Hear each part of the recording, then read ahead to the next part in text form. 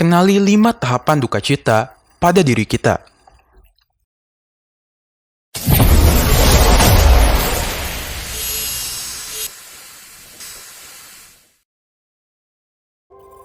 Siapapun pasti pernah mengalami proses duka cita. Misalnya, ketika kita kehilangan orang terkasih, perasaan duka cita adalah hal yang sangat wajar terjadi.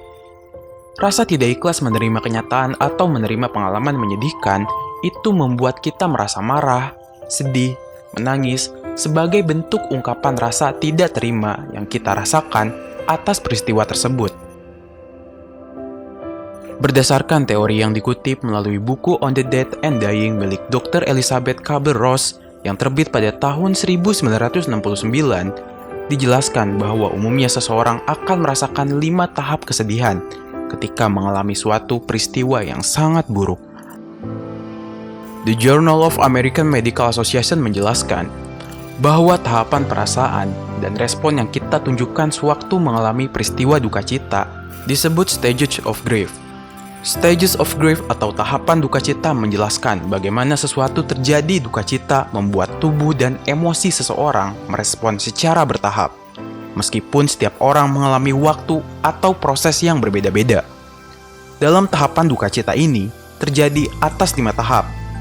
Nah, untuk mengenalnya, mari simak video ini sampai selesai. Dan jangan lupa like, komen, dan subscribe. Dan jangan lupa nyalakan notifikasinya, agar selalu mendapatkan update video terbaru dari kami. Yang pertama adalah penyangkalan, atau disebut denial.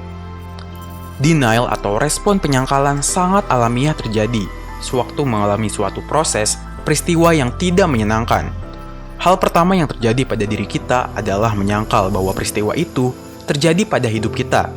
Pada tahap ini, kita merasakan peristiwa itu tidak masuk akal atau hanya mimpi semata dan bahkan membuat kita tidak bisa berpikir jernih. Yang kedua, amarah atau anger. Setelah mengalami proses penyangkalan, individu akan melampiaskan kesedihan dalam bentuk amarah. Saat mengalami proses amarah, seseorang cenderung menyalahkan orang lain atau suatu hal lain di sekitarnya. Ketiga, penawaran atau bargaining.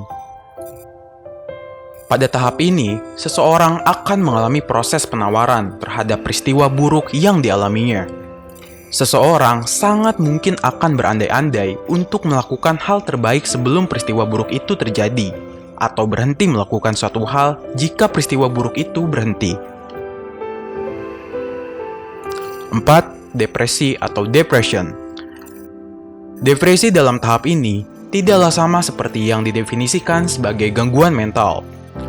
Melainkan individu yang berada di tahap ini kembali lagi pada realita dan merasa sangat tidak beruntung atau bersedih pada peristiwa buruk yang menimpanya.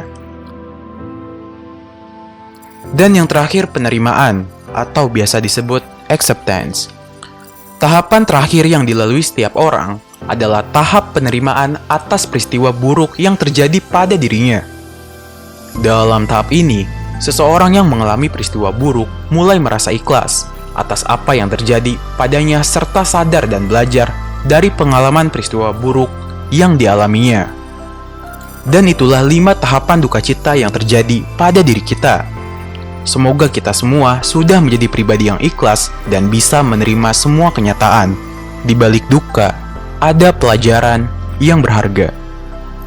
Jangan lupa like, komen, dan subscribe agar kami selalu bersemangat untuk membuat konten yang menghibur serta bermanfaat.